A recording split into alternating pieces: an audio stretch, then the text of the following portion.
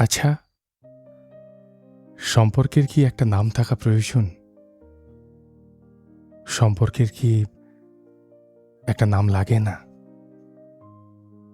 এটার উত্তরটাই আমাদের নিজেদেরকে বেশি করে চেনায়।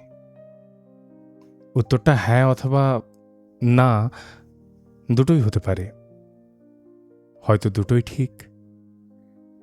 কিন্তু আসল ব্যাপারটা হলো, যদি বলি উত্তরটা হ্যাঁ, তাহলে ধরেই নিতে হয় আমি ভীষণ স্ট্রেট ফরওয়ার্ড। যেটা যেটা আমার সেটা আমার, তবে শুধু মনে প্রাণে নয়, গোটা সমাজের সামনেও আমার। আমি সম্পর্কের ব্যাপারে একটু বেশি সাহসী। আর আর যদি বলি সব সম্পর্কের নাম হয় না, কিংবা সম্পর্কের যে একটা নাম লাগবে তা কিন্তু জরুরি নয়। কি বলবেন আমায়? ভীতু? সাহস নেই সম্পর্ককে নিয়ে সবার সামনে ফেস করার? শুধু একটা মিষ্টি ভাষায় সব কিছু থেকে এড়িয়ে যাওয়া একটা মানুষ ভাববেন? আমাদের কম বেশি সবার জীবনে এগুলো অচেনা নয়।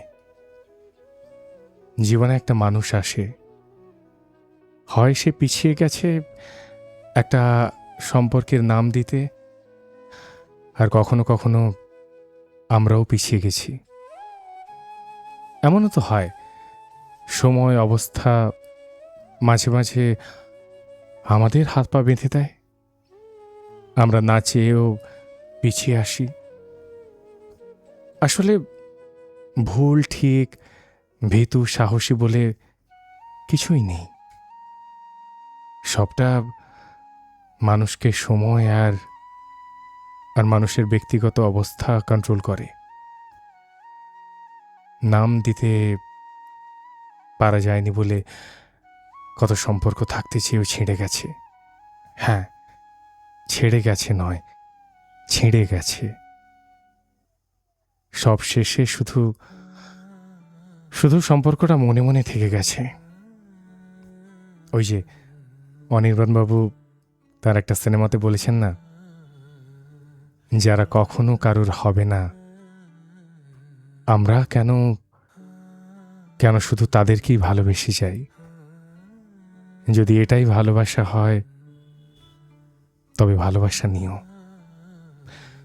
যাদের সাথে সম্পর্কের কোনো নাম দেওয়া যায় না, তারাই জীবনে ভীষণভাবে নামহীন একটা সুন্দর সম্পর্ক হয়ে থেকে যায়।